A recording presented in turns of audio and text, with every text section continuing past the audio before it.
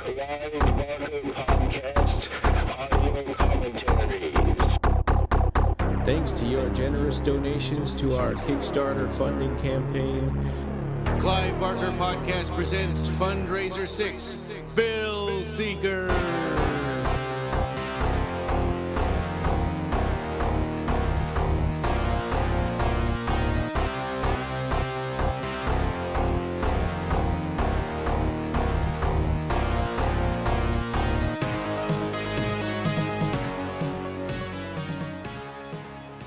Welcome. This is episode 214 of the Clive Barker Podcast, and today we are going to be doing an audio commentary for Dark Ditties episode 2, Mrs. Wiltshire.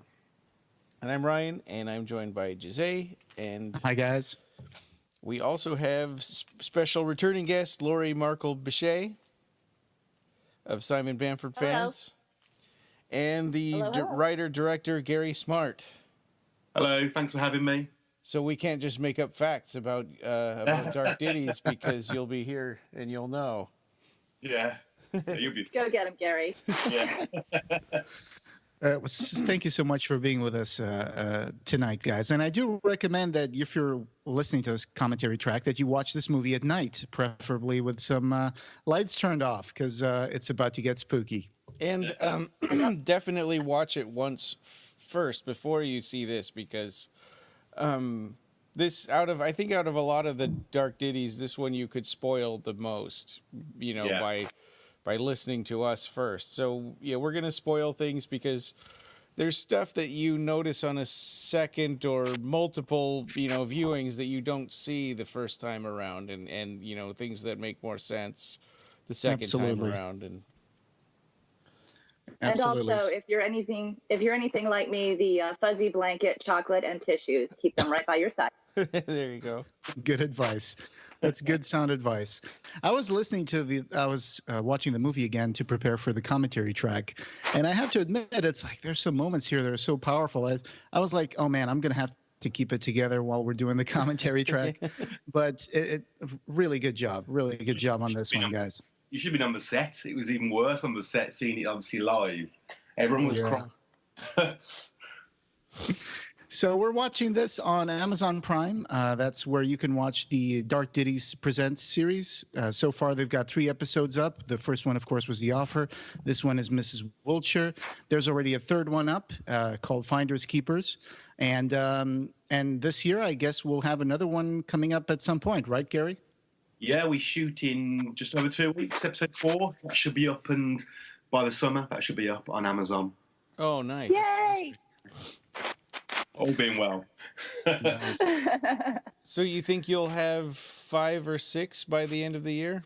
6, yeah. So there should be 6. We're writing episode 5, which is called Dad at the moment. Oh. And then we're working, obviously, on episode 6, which is Band on the Run. So once we get production done on episode 4, we'll start really, hammer it down on Dad. Was that going to be Witching Hour before?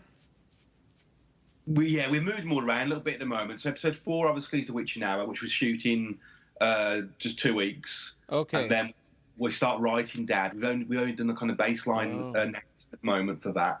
And obviously that's getting our teeth into it once we've shot episode 4, the Witching Hour.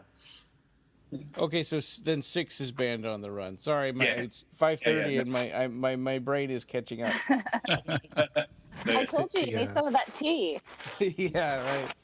When you can't even mash a cuppa, things are bad. Yeah. Yeah, I tried, but it was all red. Ironically, so is mine. So we're on the Cult Screenings logo. If everybody's got their screen paused and ready to go. All set here. And so maybe we should let Gary do the countdown as usual so we can start playing the movie. Gary, would you do the honors? Okay, then. 5, 4, 3, 2, 1, go. There we go.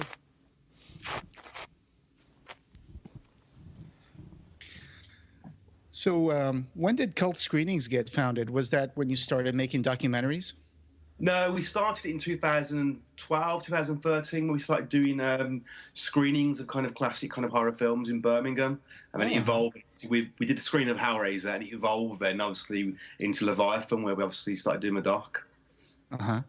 Now, this young lady here is my niece. Oh. And this young man is Neil's son, Rocky.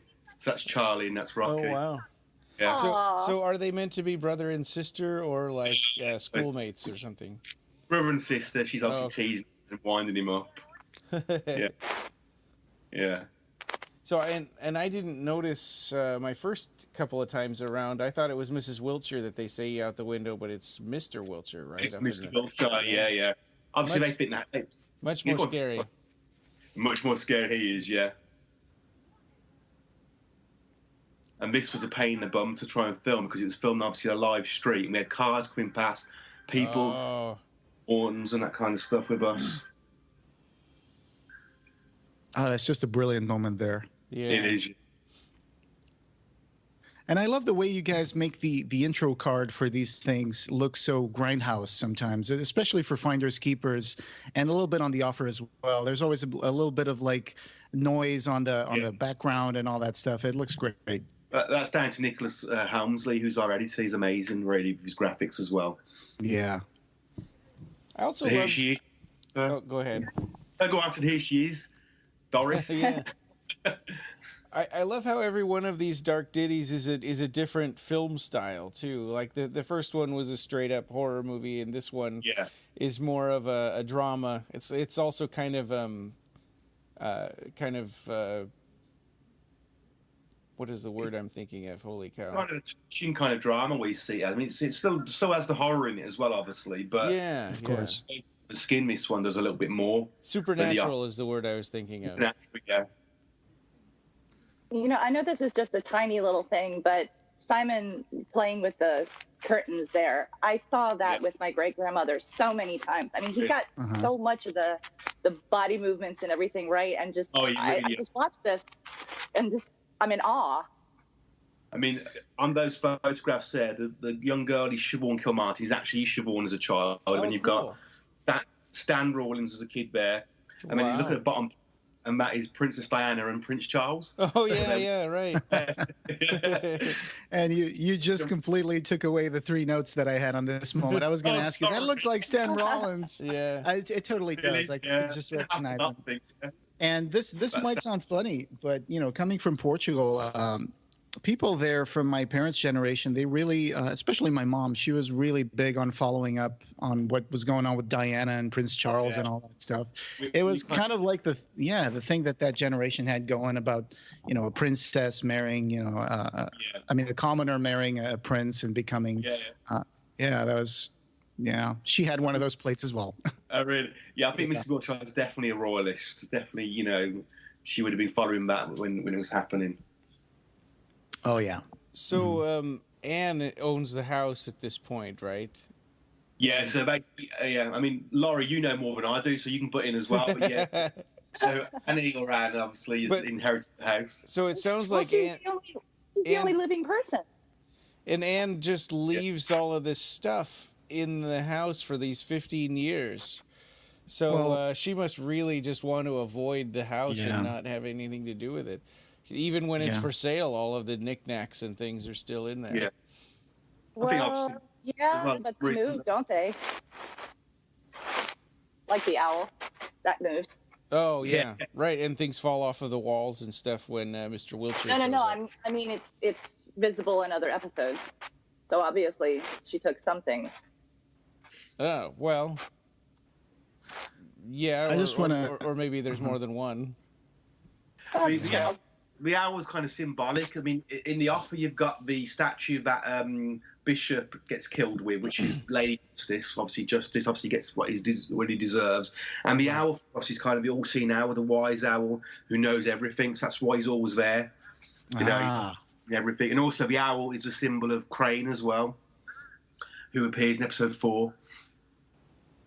I just want to bring up when Laurie, you mentioned about remembering your grandmother touching the drapes, looking out the window, and I I saw a different side to that because I noticed that she touches the drapes, but she doesn't close them or do anything to change the way they look. And that makes sense later in the movie that she can't affect the physical world too much. So I wonder if that was just part of it. It's just something that I on repeated viewings, there's a lot of things that make better sense. Yeah.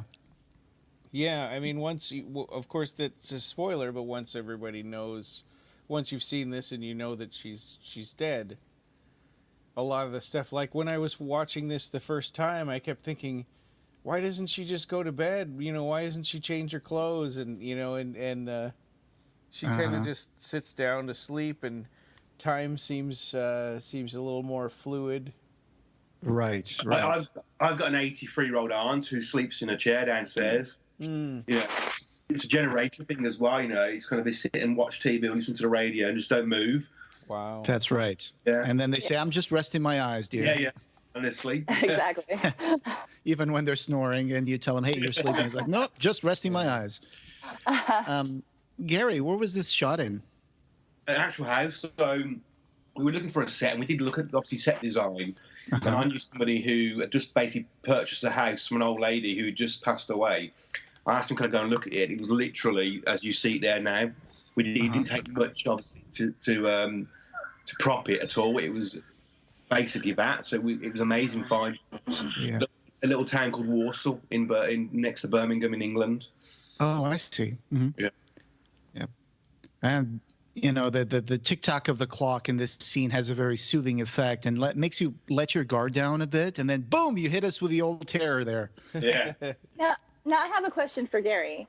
Okay, so when she's sleeping and she's kind of pulled, Albert isn't there, so... it's Albert's kind of spirit pulling her out of the chair, it's supposed to be, and kind of... Oh, okay. He got some more supernatural powers than just physical powers, really, when he's around her. We didn't want to reveal Albert too quick either. We want obviously to show him something in the house of, you know, and still obviously showing him.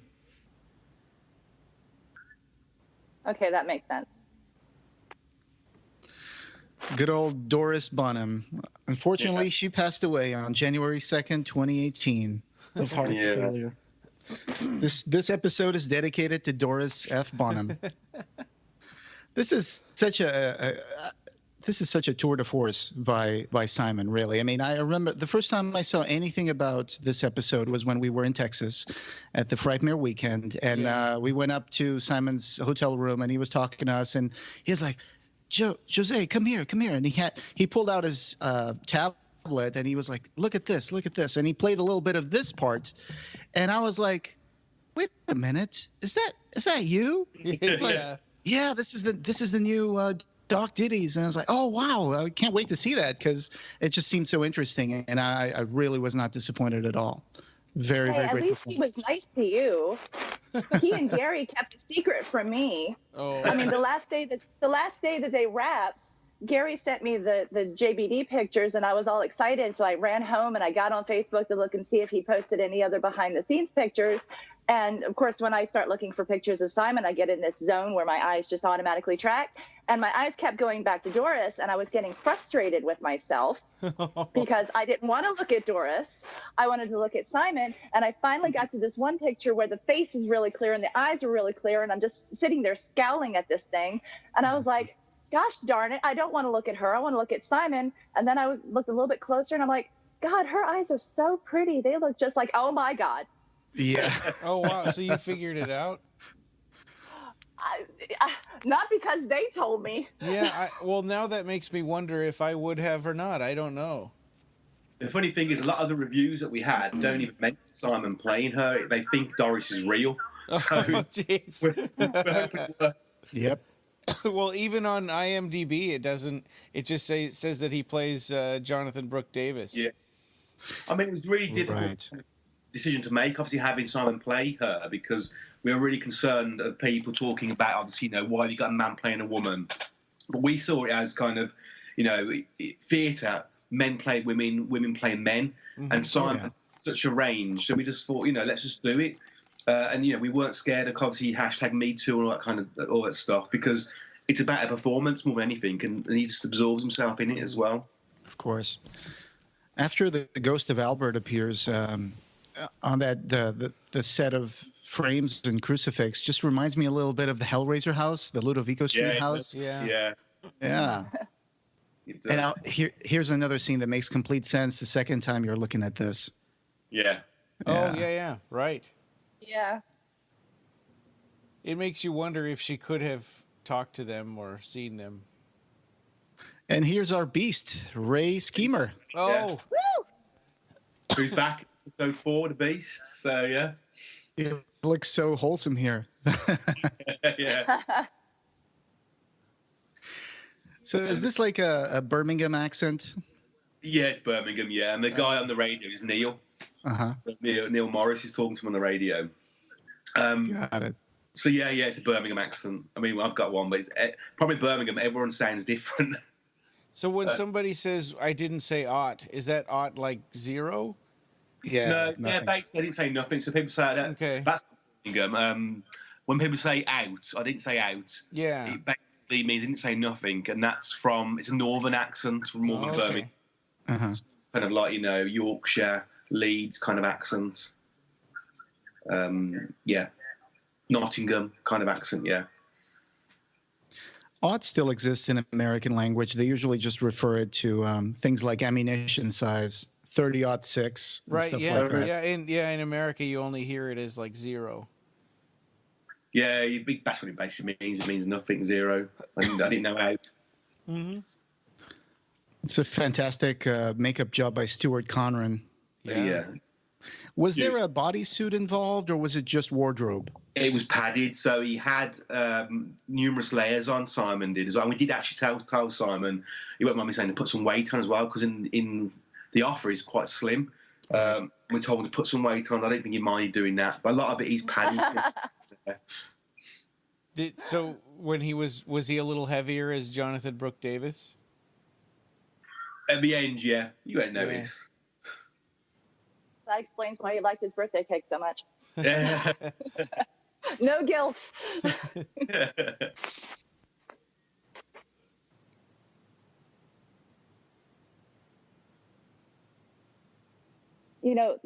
Going back to the previous scene where Mrs. Wiltshire is asking, they can't arrest somebody for telling kitties to stay off your grass. Every time I see that scene, I just feel compelled to answer her. I mean, it's just written so well. Yeah. She's just so real to me. Neil did an amazing job, really, with dialogue. We really did.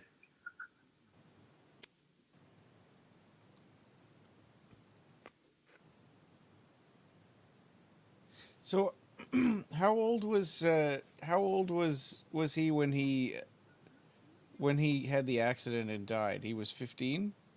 No. He left at home at 15. So we kind of did a back. So I'll do quickly the backstory now. He left home at 15, went to London. Obviously, he's referred to by his dad that he's gay. So he went on a gay scene, obviously in the 80s as well. And then he probably came back when he died. But we said he died in 1986. I think we said he died, and he was probably mid-20s when he passed away. And he fell and hit his head, right? And went into a coma. Motorbike accident. Oh. I mean, she refers to it later on. She says about getting on the back of his bike. It's a death trap. So it's kind of alludes what actually happened to him. And he didn't have a helmet. No, that was it, yeah. Didn't wear his helmet.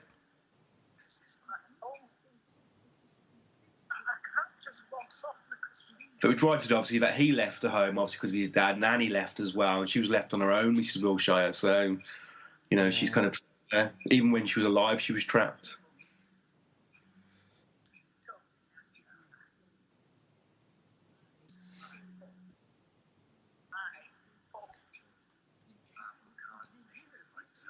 And this is where we're channeling kind of Alan Bennett a little bit now with the breaking the fourth wall. Yeah. She directed to the audience, and it's kind of a little bit kind of supernatural as well, because she's not really there. She's talking to you, obviously, and also the fact that we wanted to kind of homage that Talking Heads, House of Cards kind of thing as well.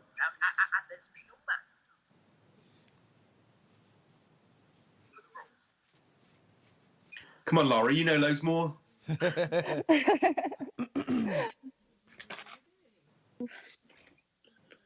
Yeah, I was afraid this was going to be a tough one because it's a tough one to talk over because you get kind of sucked into the monologue and the dialogue. Yeah, it's kind of it's really kind of the pacing is obviously a lot of talking and then obviously quick, bits of action or kind of horror. But yeah, it's difficult to sit through for some people. I think it's difficult because these things happen to people in real life. Not the ghost element, but the abuse and what she's talking about. Yeah. It does happen, and it still happens today. I mean, it was probably more prevalent in the 1970s and 80s and before, obviously. People didn't want to talk about abuse in the house, and we kind of established that Mr. Wiltshire is probably kind of well liked by the neighbours, well liked at work, well liked down the pub, but obviously at home he's a nasty piece of work. That's the way it happens. Yeah. Quite a bit. Yeah, exactly, yeah. And obviously it's always the kids that suffer as well. In a way, she's kind of created her own hell, just being her own guilt keeps her here in this house when she should, and she should just leave. And she's got such an easy out because he's offering her, hey, let's go. We can just leave right now. It was really difficult trying to get back from that. He obviously, at the end, when you realise what's happened to Tony as well, that he keeps on dropping about taking him home with her and whatnot, and she just won't accept it and won't obviously acknowledge the truth that she needs to leave that house. I think and this has probably been going on a long time. This has probably been going on, repeating itself for the last 15, 20 years of this constant kind of purgatory she's in. This wouldn't be the first time that Tony's been in there.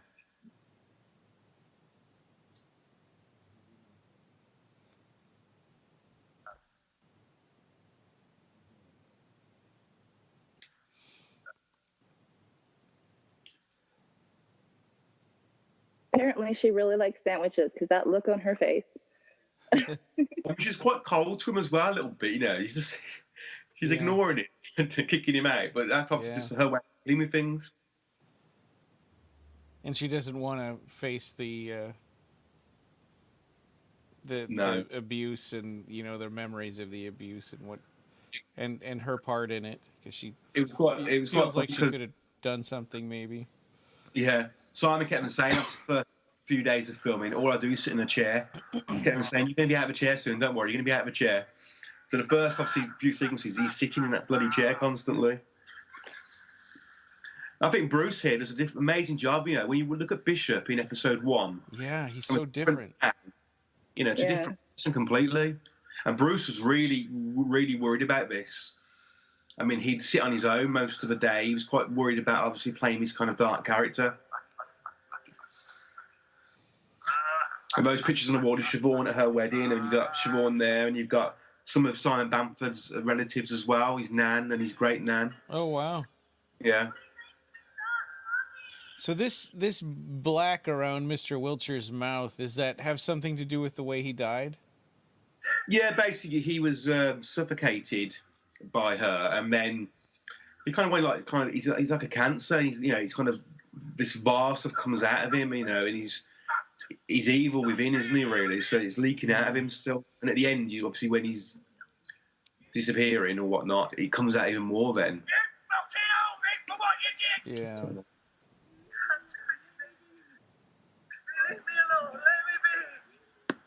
And this is an interesting sort of setup here in the beginning. You don't want us to know yet that she's dead, so no. So she's asleep whenever he appears. Exactly, yeah. I mean, we know it's pretty obvious, I think, that he's not there. But we obviously didn't want to reveal that she was dead, let alone obviously Tony being dead as well. Yeah. And you said before, it's her own personal house she's created. It kind of brings to me the idea that a house can be haunted by the things that happen inside it. They would leave some sort of marks on the house. I think definitely that's what we're trying to do. Oh yeah, what happens inside those four walls will last forever, won't it? Really. Just like Hellraiser. Exactly. Yeah. Like an echo chamber of evil. Mm-hmm. Yeah. Such a great performance. And I have to say those coats that they put on to clean the house, my mom and my aunt used to use those when they were doing their chores as well. They put those aprons with the crazy looking color textures and stuff like that. It was really hard to find the right one because they're all colourful, and we thought that looks stupid. But actually, when it's on, and she's got the cardigan on, it works. Right. When we're buying them, we're going, God, this looks absolutely atrocious. And we're like, no, we'll go with it, and it kind of works for her. That scene earlier when Tony appears as a boy and then appears as a grown-up, kind of, on the second viewing, it kind of brings up that this is not real, and it's kind of like the way she sees him and then the way he appears to her as her Tony. So there's kind of a fluid thing going on there in terms of memory. And it's that thing as well that, she would have seen those things happening to Tony when he was a kid, and she was ignoring it because Dad was doing it, Yeah, of course. She couldn't cross Dad. And that's it's turn a blind eye, and it's kind of, is she in the wrong for doing that, or is she a victim as well? There's the death trap line. That's actually, I had to thank Neil for throwing that in there because, when you go through things that are similar to that and you watch this episode, sometimes you forget to breathe. And so the little funny lines that are interspersed in this episode, they are very much appreciated. And so that, and the later on with the polar bear and the pizza. Yeah. Thank you so much. It was difficult because it's like, Dark Ditties is a comedy horror, and there's not much comedy in this one. So it's kind of, we had to drop those bits in just to break it, kind of, the horror of it all, really. To pace it a bit and give us a little bit of a moment to take our breath, catch our breath. Yeah. Well, the first time I watched it, I actually had to pause it a couple of times because it was just so heavy. Now I can watch the whole thing, but the first time I could not. And Bruce Jones is so great as Mr. Wiltshire. He's just so different in this from the first one. It's crazy. Oh, he's completely different. The guy's a chameleon. He really is. He can change so much. The cast are really as well. We're very lucky with the cast that they can look the same to a degree, but yet be completely different. And the sound design in the scenes of where haunting appears, and the music and just the sound design with the children screaming or crying and the things falling down, it's just so unsettling. Yeah, we've got a great sound guy. On-set sound guy is Mark Levine, who's amazing, and obviously our post-production guy is Jeff Valentine, who's American, and he's brilliant. Obviously, not forgetting Sean Schaefer-Hennessy as well, who does our music. That's a great mix. Yeah. Oh, he's brilliant. Yeah, they all of our team are now. Well, obviously, she's talking to Annie now, who Annie can't hear her. All Annie can probably hear is a tone, and obviously she refers to Max now. Well, she just did, obviously, and we all know Max is who she's living with. Yeah, and that's Mr. Maximilian Benoit. We're obviously at it. Yeah, that's actually maybe more tragic than all these people who died, is thinking about her and how she got sucked into this cult and living with this murderer. Wait till we see what happens to it at the start of episode 4. Poor Annie. Well, I'm sure we'll find out more about Annie Wiltshire and Maximilian Benoit. She doesn't seem like she has the same good nature as Tony. So it seems like she's attracted to someone as violent as Benoit because she suffered at the hands of her violent dad. Yeah, exactly, yeah. And just one quick little tidbit of episode 4, that Mr. Wilshire's back in one very small cameo, so she gets what she gets. Ooh, okay.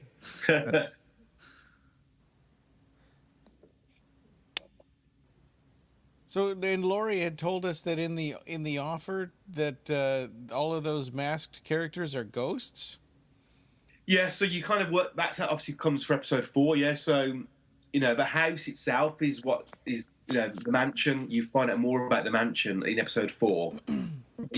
I mean, the Gimp and the Butler don't even acknowledge those people on the stairs. They're not supposed to be there, and you see them obviously dotted throughout the house in episode 4 as well. A lot's gone on in that house over the last 50, 40 years, whatever, and obviously back in Crane's time as well, the last 100 years. Yeah, and again, it kind of all comes out really in the next episode. Wow.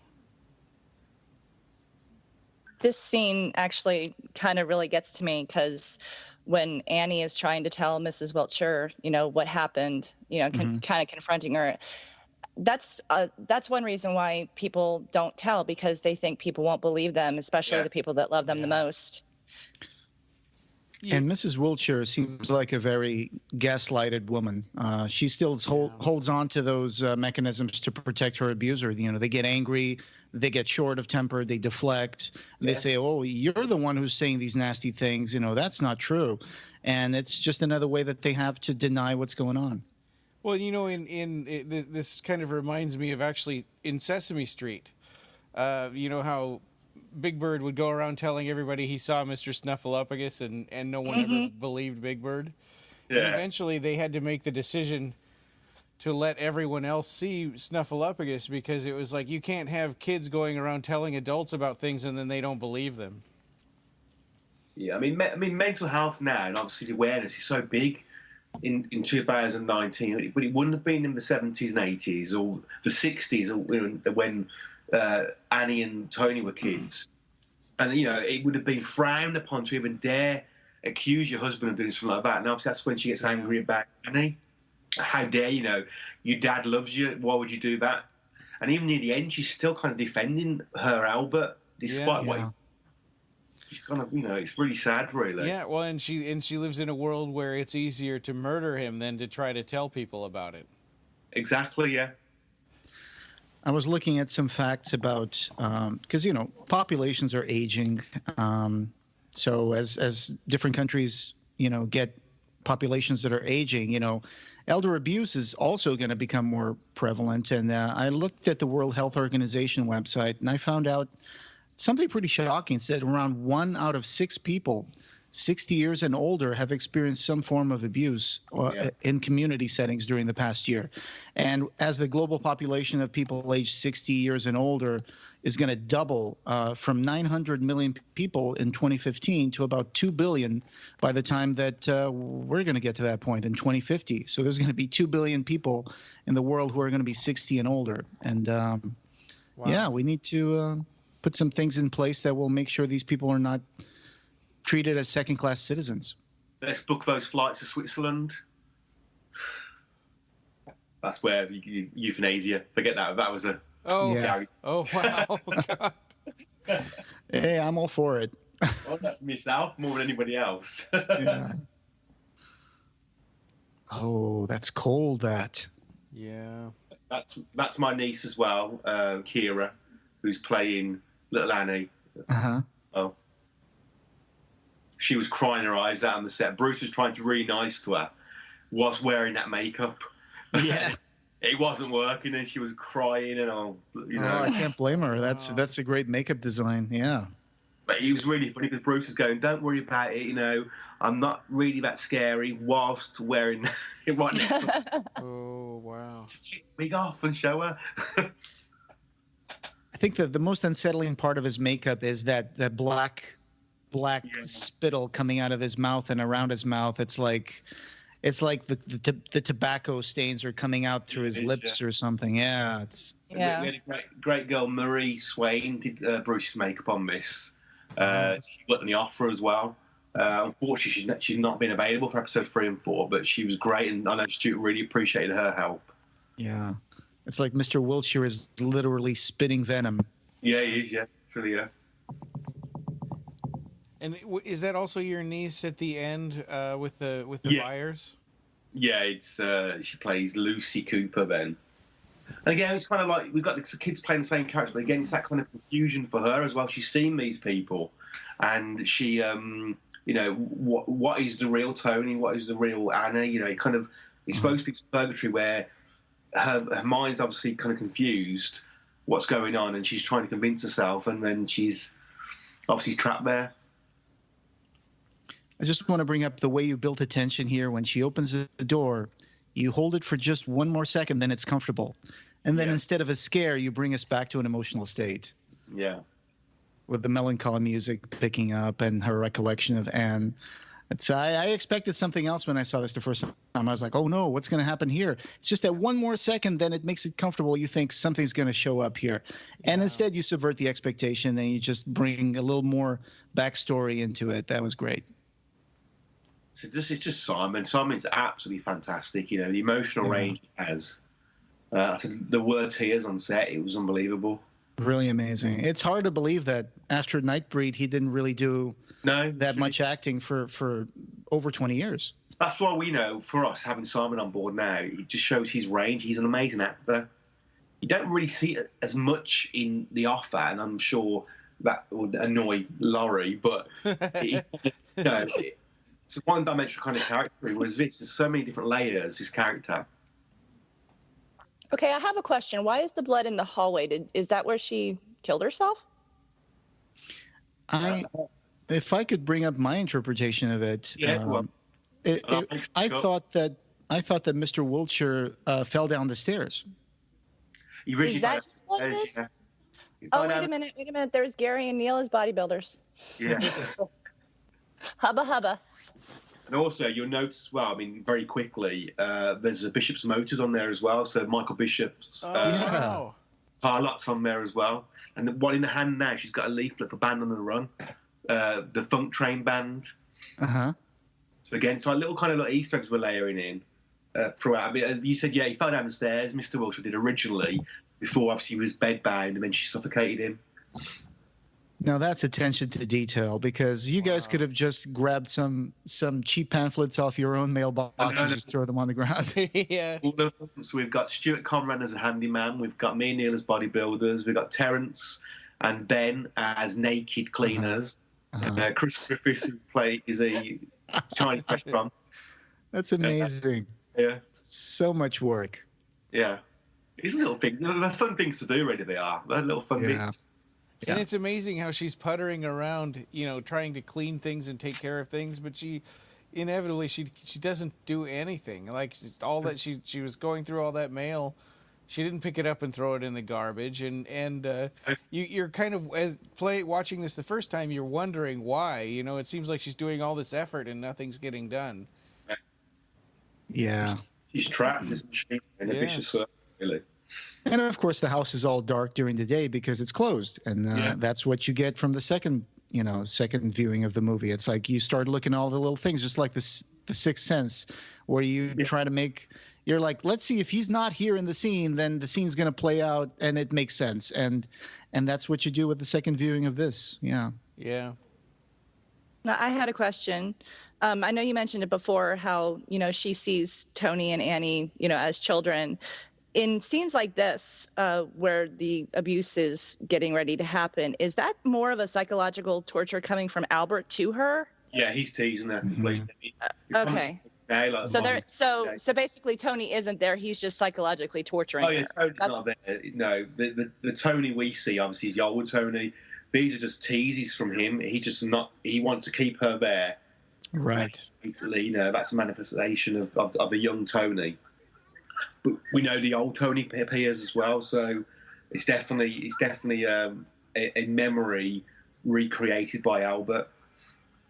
Well, see, the reason I was confused is because basically the ghosts can feel things and be moved around by the other ghosts, like at the beginning. So I was like, is he torturing Tony still in that form, or? I got the feeling that Tony is coming from a place of light. Even when you see him open the door, you see some light coming through the door, and he's always trying to get her to go with him into the light. Sorry, Gary, I didn't mean to it's just my interpretation that I just wanted to bring to the conversation. You're 100% right. Basically, the young Tony you see is a memory being recreated by Albert to basically still abuse her, whereas the Tony, with the older Tony, is coming from the other side, heaven, you want to call it that, and he's actually there, coming in and out. Whereas the other Tony, the small Tony's not there. Same as Annie's not there as well. I mean, Annie's still alive. Don't forget. Yeah. And we've seen her, obviously as a child, because it's a memory. And the very act of trying to get her to come to terms with those memories that she knows happened is torturing her with the despair that led her to ending her own life. You know, she couldn't come to grips with it. Yeah. Yeah, he's basically telling her, "You allowed this to happen," you know. And that's what made her kill herself. So the more she sees it, the more she feels trapped and guilty. The more she feels. Yeah. I think it's also interesting the way that when Tony is there and talking to her, and Mr. Wiltshire is yelling at her, and then for a long time he doesn't see Mr. Wiltshire, but then at the end he does. He finally acknowledges it. Yeah, I think me and Neil said in Adam. I think he knows he's there, but he won't give him the power to, to. Right. By acknowledging him, he's giving him power. But at the end, obviously, he's losing his power, and obviously she turns on him as well.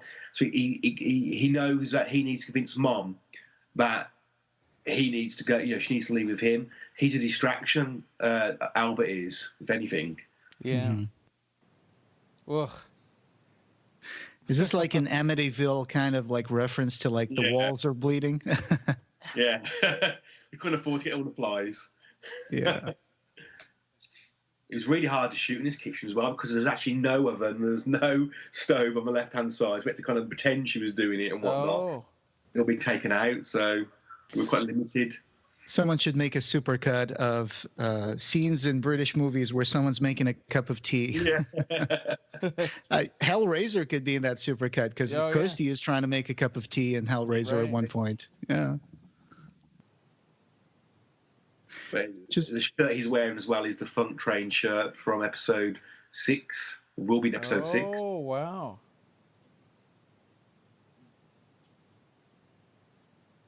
The band's supposed to be from the 80s, the band was supposed to have been from. So they would have been big back then.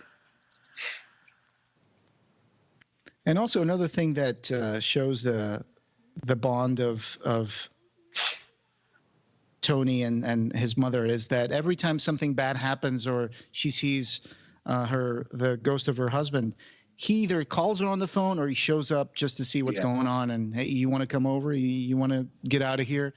And he's really trying his hard to get her to get out of here. Yeah, he is. Yeah, but he can't tell her.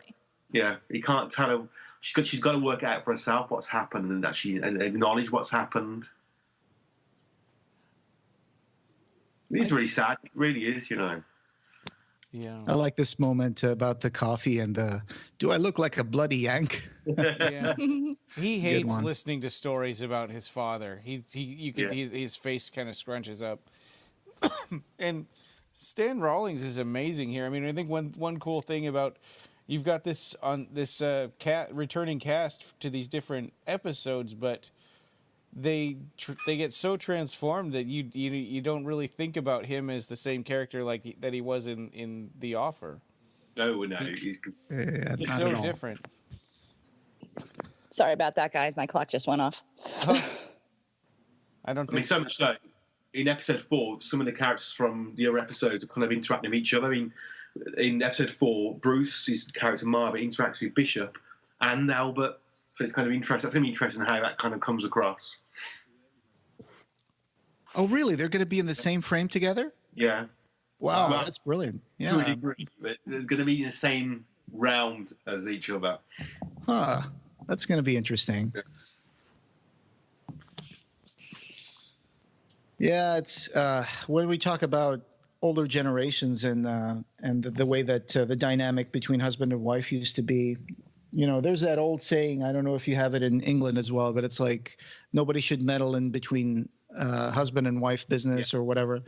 And that's just another way of allowing these things to happen. I remember back in Portugal, so until 1974, we were still kind of like a dictatorship. And then, of course, there was a revolution and things became democratic, just like in Spain with Franco. We had Salazar but back then, I remember there was this thing that the police could do. Even if a woman decided to move out of her husband's house, he could just call the police and have them escort her back into the house. So that was terrible. Just imagine the act of desperation that requires a woman to leave her house, leave, financial stability, and leave having a place to live of her own and stuff, just because her husband is being abusive. And then having the police come over and say, no, ma'am, you got to go back to your husband. You can't stay here. You have to go back. And it's like literally causing the authority to come and pick them up and take them back to a situation.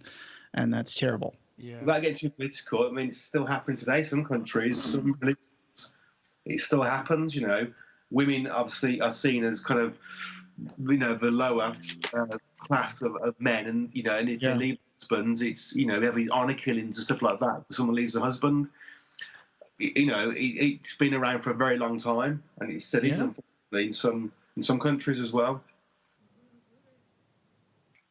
I mean, Lori, the other day you posted about in India, in the village, someone killed a woman and her kids because they said that they were witches and they threw them down a well. That's crazy. They beat them with sticks and an axe and then threw their bodies down a well. That is crazy. It's just what terrible thing what ignorance can do.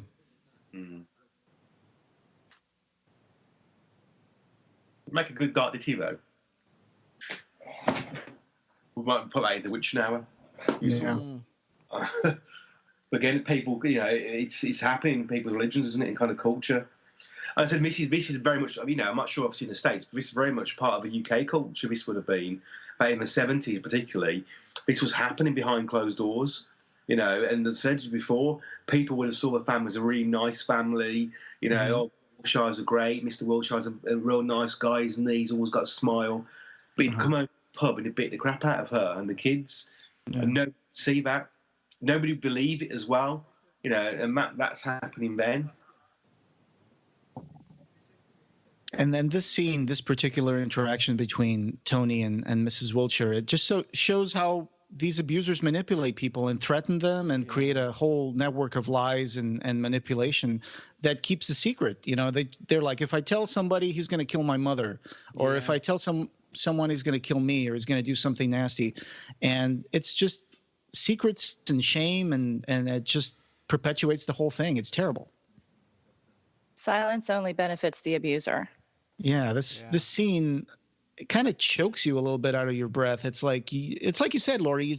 You feel like you can't breathe when you're thinking about a situation like this. It takes away your freedom. I told Stan that he is never allowed to cry in my presence because this scene just rips me up. Yeah. His eyes just kill me.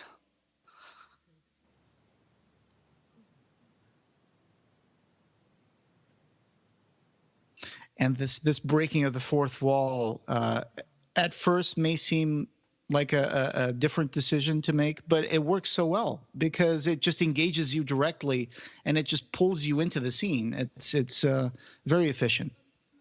I mean, you're really her therapist, aren't you, really, the audience, to listen to her story? Right, right.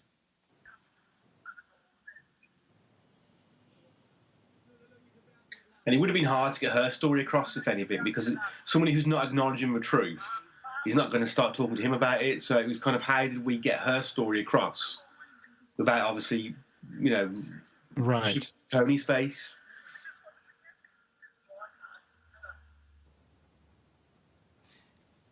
It was so surprising, too, after the offer. I mean, we had no idea that second episode was going to be like this.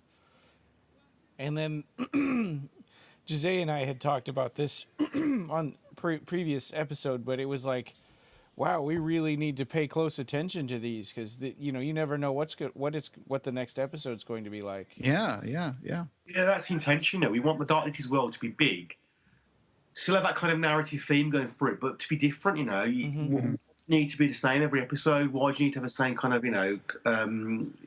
genre theme in it? So episode 3 is more of a comedy kind of caper with Bill Gore, and episode 4 is a mixture. It's horror and comedy. Episode 4 is, it has to be different.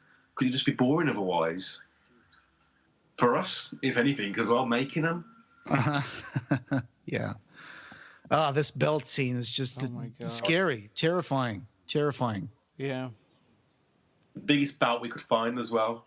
yeah. Big buckle, big belt. Yeah. And this isn't really exactly a horror short film, but at the same time, it's more horrifying than The Offer. Oh yes, a lot more. Yeah, I mean it's more psychological horror, I think, than anything. I love this moment of assertion here by Doris Bonham when she says, you have no business being here. Get out. And she's like standing up to him, and his face goes like, huh? Yeah. It's like it's just a very strong moment.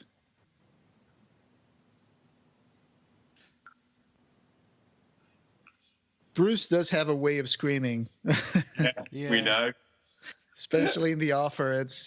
It feels like his scream hits like the really high frequency notes where it kind of cuts off a little bit at the top. Yeah. Like the microphone cannot handle his scream. Yeah. He's going to struggle in episode 4. He doesn't shout at all, so he's going to struggle. Yeah. I loved him in Finders Keepers. Him and Oliver Smith, they're just so amazing. Oh, my God. Great duo, yeah, definitely. Well, and like we were talking about earlier with Simon, I mean, I cannot... I have to keep reminding myself that that's him, because you get so sucked into the story that you don't think about it. Well, on the set we did as well, I'm not just saying, you genuinely felt that was a real person, and when you'd have crew members walking her around, because she was obviously a bit more frail, and it was Simon. Oh, wow. And when she went on the last day, when she wasn't there, and obviously Jonathan Davis was there, it was horrible. We felt like somebody, we'd lost a cast member, really. It was so surreal feeling. It really was surreal. In a way, that scene that we just saw where she says you can't hurt kitties made me think that one of the reasons Mrs. Wiltshire is still in the house, it's because that she wants to block any of his power to harm the kids that are attracted to the house. In the sense that she's kind of a bit of a guardian angel. She's here to stop him from being able to scare any more kids or something. Is that why she's chasing those kids off at the very beginning too? Yeah, that's what I got out of it. Yelling at them through the window. Yeah. It's all down to interpretation. It's what me and Adam want to do. We want people to go away and actually ask questions and have their own kind of views on the characters. I mean, that's what we it kind of worked a little bit as well, with this one in particular about, it's personal to people and it's her own, personal feelings and emotions about her and what's happened to her and why she's what she does. I love this part where she says a woman has her needs too. How about fixing those shelves? Yeah. Yeah, that's a good one. And just this lighting is so dreamlike. It's just you got the big light on the side, and you got this kind of, the contrast here is a little on the low end, and it's like it get this like misty, dusty feeling to the scene. It's just so beautiful, the lighting. And that's again done by Terence Wilkins and Ben Halford. They're amazing cinematographers, both of them. We have two who work very closely together. You got those soft lights going in the back. Lots of lamps in this house. Yeah. Terence is a hardened for lamps. He's got a real obsession with them. So, yeah. Hey, it works. Well, I said it before. There's the owl. So it's your all-seeing owl, basically. He knows everything. So it appears in 1, 2, 3, and 4. I love this little move right here where she puts the doily just over his part of the picture. Yeah. Oh, right, wow. I hadn't noticed that. Yep. Got it in my notes. Matt Simon's nan as well, her wedding photo. Oh, okay. Well, obviously with Bruce's head on his granddad. Hey, Lori, when you did your cosplay, where did you find the owl that you had? That was, Gary sent me a link. Oh, okay. Yeah. And Barbie wanted one too. eBay.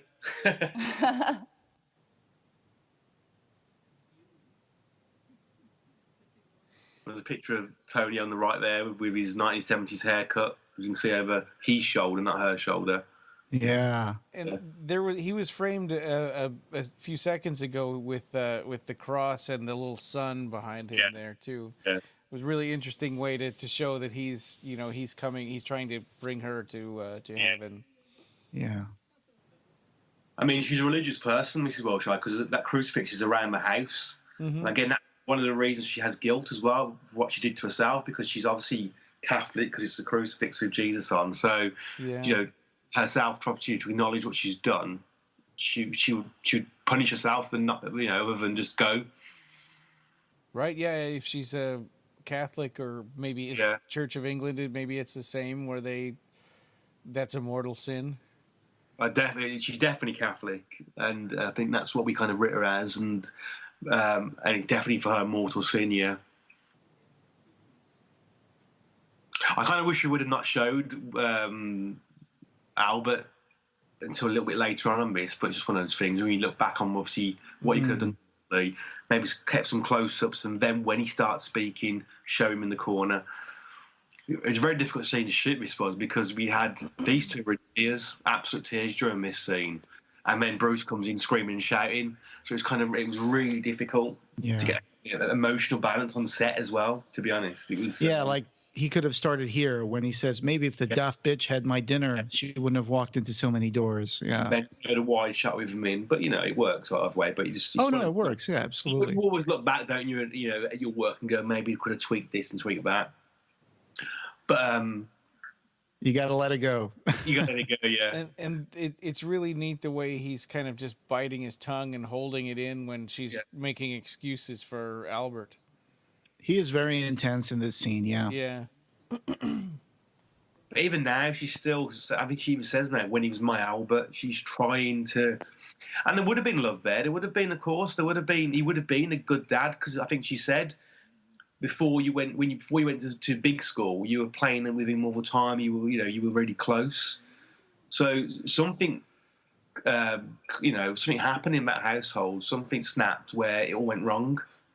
Mm-hmm.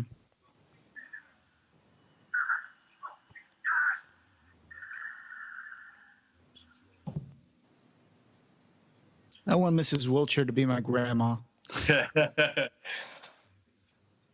Oh, she's good at keeping secrets. Yeah. Yeah, I could do without Mr. Wiltshire being my granddad. That's no. It's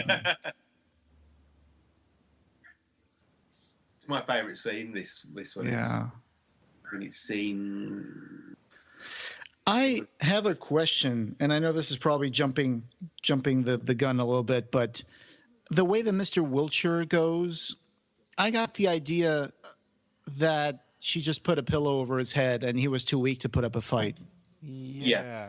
That's how I took it also. Yeah, he fell down the stairs originally. She pushed him down the stairs because she obviously he had to go about Tony dying, and obviously told her about basically screw Tony, we don't need him anymore. She pushes him and he falls down the stairs, and obviously then he's bedbound then, and then when she's looking after him, she finds the photographs, doesn't she, of what he, his Polaroids of the kids, what he was doing to them, and she thinks, screw you, and she puts him in then. Yep. But he couldn't speak. Once he fell down the stairs, he couldn't speak anymore, so he couldn't tell the police what had happened, or the doctors. He's kind of he's kind of ties, we said, to a degree.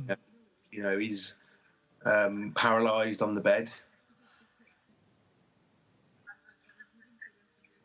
And Mr. Wiltshire is so completely powerless in this whole sequence. It's just, it's like he's protecting his mom and he can't do anything about it. It just really shows that he only has the power that you were willing to give to him. If you ignore him, he has no power over you. If anything, and Adam said, he hasn't got much power, to be honest. He's all talk. Yeah. He threatens her. He threatens going to find the key. He couldn't leave the house. He can't leave the house. Right. I wanted to bring that up because the ending kind of bothers me, where with the buyer and the little girl and he hands her the teddy bear. Yeah. So is he going to have some power over her? She obviously the house is haunted. She can see him. Yeah. She obviously has got the sight of somewhat to see obviously the dead. And he will obviously abuse that then because she can see him. I mean, the parents can't see him. So, he will use that to his advantage. I mean, in episode 4, it's not exactly a spoiler, but they refer to the Cooper case, basically, but they're called the Coopers at the end. Mm-hmm. And a few years after, the Witching Hour crew go to this house, the Wiltshire house, and do kind of a TV show there. And the girl obviously, has been seeing things, and she dies live on air. Huh. So it's linking the two together as well. But she's obviously got the gift the girl has. You remember Ghost Watch from BBC? Yeah, it's brilliant. With Pipes the Ghost. Pipes the Ghost, yeah. I know at least one friend of mine from the UK, he got traumatized from Ghostwatch to this day. Really? Well into his 30s, he's still like, I can't even watch that thing again. I used to be a fun kid, and after I saw that, I just became a neurotic, scared kid. And it's like he blames Ghostwatch for it. It was banned for years because somebody killed somebody because of it. Some guy after the show killed his friend or his family member and blamed the TV show. But it's so efficient, isn't it? I mean, that works so well because people were used to seeing the host as a serious, program host. Known as a kind of talk show host. So it was believable, and and I remember being a kid watching it. It was believable completely. I've watched that a few times. I still find little shots here and there. It's like, oh, there's Pipes in the background, or he's in behind the people when they're being interviewed outside, and it's like, that's genius. That's just the way they did it, and probably low budget too. Yeah, it would have been. I mean, even the BBC are tight, so it would have been. Yeah.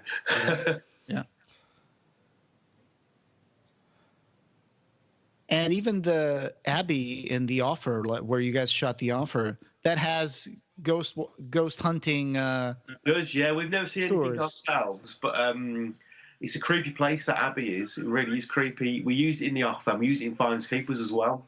So the Smiley's cottage or den is actually the basement of really?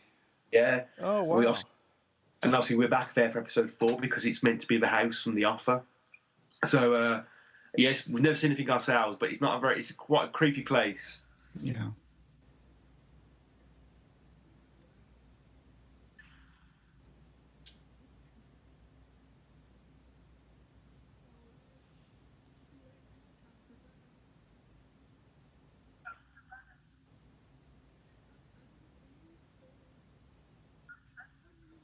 Damn, Simon's a good actor. They're both just looking at her like, go on, go on. Yeah. One because he wants her to be free, and one because he wants her to confess. Yeah. Yeah. And again, the makeup, what Stuart did, it was just unbelievable. I said it was so convincing. And this is day 3 of the shoot. It's the last day of Simon's Wiltshire. Wow. And it was the best makeup, I think, on day 3. I think it really was. You kind of really honed that in. The detail is unbelievable in it. Oh, yeah, that's a great paint job. It almost looks like you can see the pores. You can see the sweat on the forehead. It's amazing. When you see it in the flesh, it's just unbelievable. Yeah. Well, I know whenever I show people pictures, they always have to do a double take. And I'm like, yeah, because I have that one picture. Well, you can't see me because my camera's not on, but that picture that you guys put together of JBD and Mrs. Wiltshire in the same picture, and I'll show it to somebody, and I'll be like, that's both the same person in the picture, and they'll always have to do a double take. Yeah. Because they don't believe it. Oh, and the hanky. The hanky is such a thing that old ladies do, and then they stick it in the sleeve. Yeah. And I had people just like her in my family. I did. That's why this one is so emotional to me. I think everybody has Mrs. Wiltshire, know somebody like her. Yeah. This is my favourite bit now. Just the music and his performance. And then she looks at the camera. Yeah. Yeah. I love that look. Oh my God, I love that look. Yeah. And he just goes mental now. The music's just so good. Yeah. Yeah, this is where she turned the corner and she said, nope, I'm not going to let you terrorize me anymore. It's a great moment of resolution, yeah. The way that she puts the wedding ring down and it disappears. Like the bond is broken.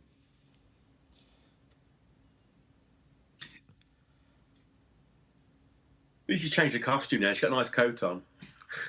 But again, she still thinks she's leaving the house. She still, thinks that, she's packing a bag.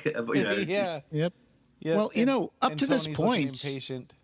Yeah, up to this point, I really didn't realize what had happened to her yet. Yeah. And I know this might sound like, oh, I can't believe you didn't know.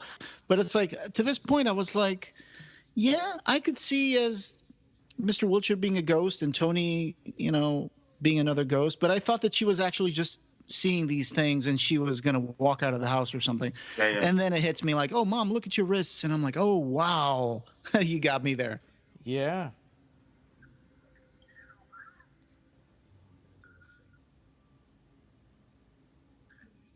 Yeah. And now he's sort of reduced to this begging child in the corner. Yeah. And literally between every single frame, we had to put more crap in his mouth. Oh, wow.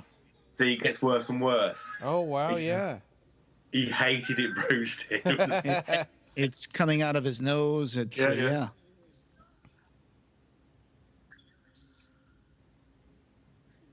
It's like that moment in Nightmare on Elm Street where she turns her back on Freddy and then says, "You're nothing." Yeah. See, that's exactly the same. Yeah. She's giving him power. That's the thing all the time. And obviously, when the little girl sees him at the end, she gives him power again.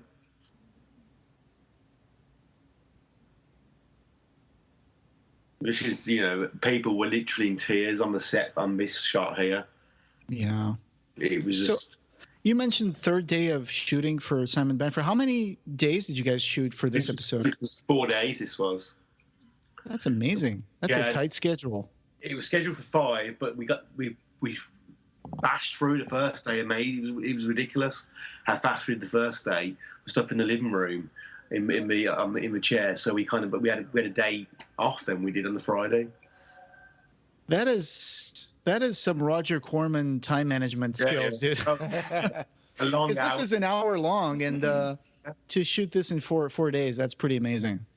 The long days on the Dark Ditties, but people know about that's what they're in. They sign. Laurie's obviously getting all excited now, and her ovarian. Hey. I heard him pop then. Yeah, and that's Gemma right there from The Offer. Yeah. Yeah, and Darnell, who played Daniel Price. Uh-huh. Yeah. I like how he won't shake his hand. I love the look he gives him. Yeah. Yeah, and this, he had the when he asks him if there was anything, anything wrong with the house, he had an opportunity to tell him about, the murder and suicide, and he's like, he just got, nope, everything's good. So Ryan, yeah. So Ryan, you worked for Remax for years as a realtor and even the head of the board of realtors. But what are the disclosure laws like in Alaska? If there's been a murder or a suicide within the past 3 years, you have to say. So this is more than 3 years. So, but if he knows, he really should say, because they're going to find out from the neighbors anyway, and then they'll come back and sue him. Like, you deliberately hid this from me. Right. So in the sense that sort of news, it's more about devalues the property somehow. Yeah, I'm sure that this house is probably really hard to sell if you tell people, but... Yeah, because, it's more about the value and other than people actually believing in ghosts, I guess. Yeah, he's a hustler. And how? Even hustle his own brother. Yeah. That's a very tall sign. I wonder if he's compensating. He definitely is. Oh, Simon and Jonathan. I got it. Hey. So, Laurie, what did you cosplay in the most recent convention that you went to? I know you did some Dark Ditties cosplaying, right? I did. Actually, I did kind of a mixture. I did the special guest star Hattie Sims from the Fright Night documentary. Uh-huh. And I did a polar bear eating pizza from this episode. And I did Jane Brooke Davis because I didn't want to wear pants. Uh-huh. With the chains around you and all that. Yeah. But it was kind of funny because when I went into the photo op, Simon and I always joke around, and I went in there and I'm kind of like swinging the chain around like a boa, and I'm like, "Hey, baby, want to yank my chain?" And the photographer looks at me, looks at Simon, and looks back at me and said, "If he had a nickel for every time someone said that, he'd have a nickel." And here at the end, we see a little teaser for the Dark Ditties Finders Keepers. Yeah. Yep. we see Simon Bamford in his new role. Yes. As Cartwright, right? Wainwright. Wainwright, that's right, yeah. Yeah, I wish we could have been a little bit more on top of this. We could have done the audio commentary for that right when it came out, but that's okay. We'll get it in a couple of weeks. All right, so that was great. I particularly love the opening of Finders Keepers too. There's that scare moment at the beginning. It got me. You got me as well. Yeah, so this was great, guys. Thanks so much for being part of this commentary track with us today. Yeah, I think this might be our very first one where we had a writer-director in the commentary with us. And how lucky you didn't have Neil. He would have talked for England, so that was if anything. No. Adam doesn't speak at all, Adam. So, Finders Keepers would be interesting. You want to use him. He never speaks, but he'll speak for everyone. Yep. So he had a birthday party to go to, right? It's his son's second birthday today. Oh wow! He's a very old dad, Neil. So am I. Yep, I'm the same with me. Not as old as Neil. Yeah. And Laurie, you got grand minions. I do. I just got cats. That's just me. Me and me cats. And me doilies. All right, so this was Mrs. Wiltshire, Dark Ditties Presents episode 2, and this was great. We did this thanks to our Kickstarter backers that were kind enough to pledge towards these stretch goals, and we're having a blast doing the Dark Ditties. So I hope that we can get you guys back for more episodes in the future. I just want to say, I really appreciate it, and I know Neil Adam does as well. This is kind of our little baby doing these, and to have people like yourselves who are really interested in it, and obviously Laurie as well as kind of like our number one fan. It does mean a lot to us because it means what we're doing obviously is at least some people are enjoying it, and hopefully a bit more people will see it now because of things like this. Yeah, well, I think that for us, it really transcended what was originally, hey, there's a movie with the Hellbound cast, and now it's become something much bigger than that. Yeah, that we're looking forward to all the other episodes. And it's been a great trip so far, checking out the Dark Ditties and seeing you guys create this series out of the ground. And also all the amazing documentaries that you guys have been doing. And the documentary for the Leviathan, which was really the first one I ever found out that you guys had done. But and all the other ones after that, it's been amazing. And are there any updates about any upcoming projects that you're working on right now? We're talking to Robert England at the moment about a documentary on him. We're meeting him next month in the UK. So that's going to be interesting about his career. Obviously, we're finishing off RoboDoc, nearly done, which is brilliant. Pennywise is going to be ready for obviously the release of It 2 in September. The Police Academy, we are playing through at the moment on that, and Night of the Demons. So busy bees. But we've got a number of different teams working on stuff for us, which is good. And we're concentrating obviously on the Ditties as well. So it's working well. Amazing. I'm looking forward to the What an Institution, because I remember going to some of those movies in the theater when I was a kid, and I really enjoyed the Police Academy, even though they might not have aged as well as we would have liked it to age. But it's still funny. It's just an amazing series. And of course, did Peter Weller ever do any sort of interviews about that? No. We spoke to Peter directly. We have spoke to him directly, and he's been really nice and gracious. He doesn't want to know because he's talked about it enough in the past. If you pay him 6 figures, he'll do it. But we haven't got that. No one's got that. We've got plenty of archive material. Literally plenty of archive material, and he's given his blessing for us to use his archive stuff as well. So Peter's very much part of it, but it's stuff obviously he said 5 years ago as opposed to saying it now. So it kind of works for us really well, to be honest. Yeah.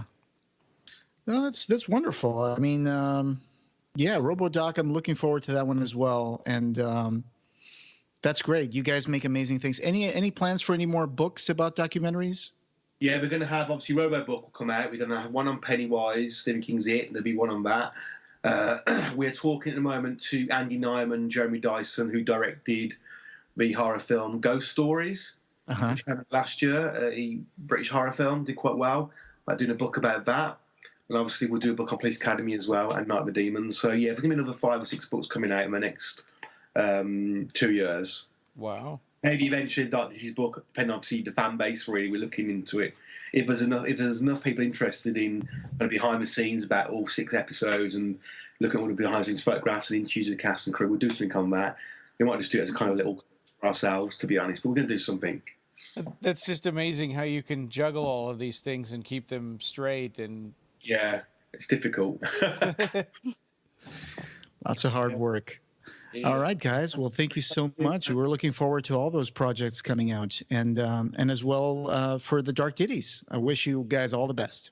Thank you. And this podcast, having no beginning, will have no end. You can find the show notes for this episode and join the discussion over at www.clivebarkercast.com, where we have news, features, reviews, and links to all the ways you can connect with us. You can subscribe on Apple Podcasts and every other place you can find podcasts. Clive Barker Podcast, or BarkerCast, is an independent editorial, podcast, and news blog that is not affiliated with or under contract by Clive Barker or Seraphim Inc. This is a labor of love by the fans for the fans. Thanks for listening.